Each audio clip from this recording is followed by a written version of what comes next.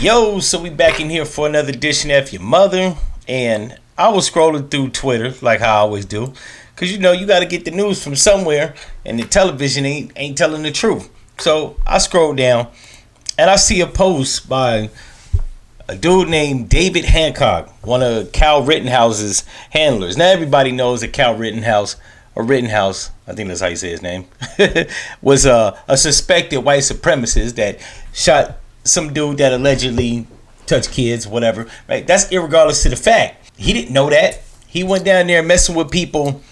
They overcame him. He got scared, jumped up, blinked two people, right? That was dead wrong because he could have stayed where he was at. Instead, he drove to Kenosha with a rifle to allegedly help business owners protect their property, which was a cover story. Then, I'm not even going to get into the trial, how the judge was saying that they couldn't refer to him or refer to the people he shot as victims, right? Now that's white supremacy behavior because there ain't no black person getting that. Even OJ didn't get that, which OJ didn't kill nobody, but that's neither here or there. But anyways, the guy that was putting on the whole illusion that he was some well-to-do, upstanding citizen finally exposed him. And I guess they was trying to turn a piece of shit into a shiny piece of shit, right? Whatever. Trying to make him not seem racist, make him not seem like a killer. But at the end of the day, that's exactly what he was. He goes on to say, is anyone surprised that Kyle's far-right political handlers ensured this particular detail didn't make it to his book? See photo. Regarding his online high school diploma, we had to force him to complete the 4 years of credits in just 10 months, which he did using the Google machine. So he didn't even study. He's just Googling stuff. We invested significant effort to craft the image you witnessed during the trial. We outfitted him in new suits. Arranged his haircut every weekend during the trial, and dedicated over 200 hours to prepare him for direct and cross-examination. We employed the world's leading jury consultant to conduct extensive research through 3 mock trials to identify ideal jurors and the most effective approach for his testimony. So basically they jury tampered, transforming a middle school dropout who was angry at the world with a history of violence and an unhealthy obsession with guns and killing into a respectable young man with the desire for higher education and promising future was no easy feat. It was a meticulously crafted facade which we sincerely hoped he would grow into. Instead, he squandered a full scholarship to study any subject at any university in the country to become a divisive douchebag, antagonize black Americans on college campuses.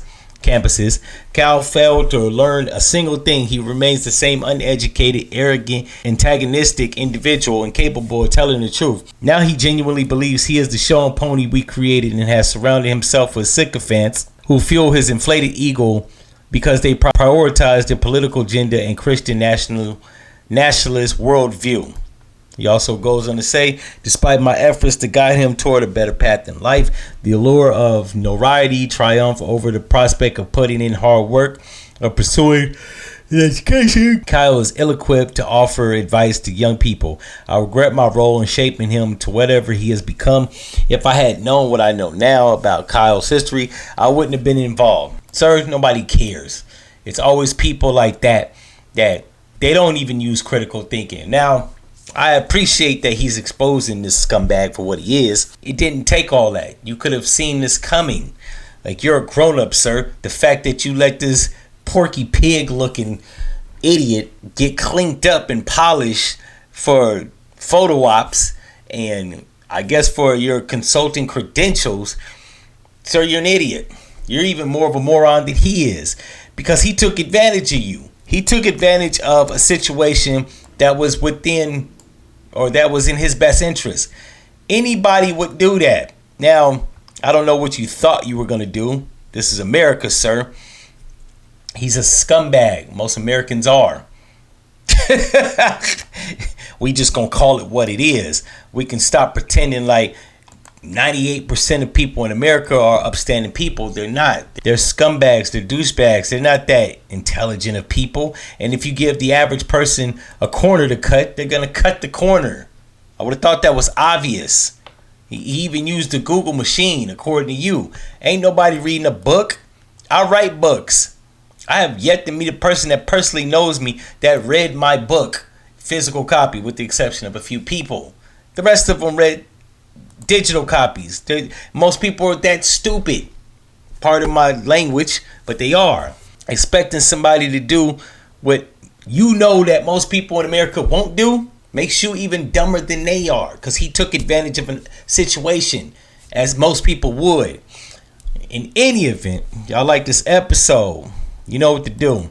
Like, comment, and subscribe. Turn the notifications on. Blase Skippy. And if you're a racist, leave a comment. I want to know what you think. You know what?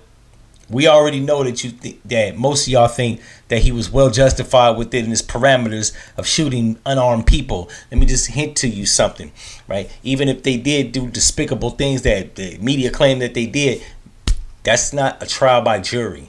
And don't nobody need a judge, jury, and executioner in the streets. That's not how this country's founded on. Those aren't the principles we abide by. And in the words of Biggie Smalls, they dead wrong. In any event, I'm out.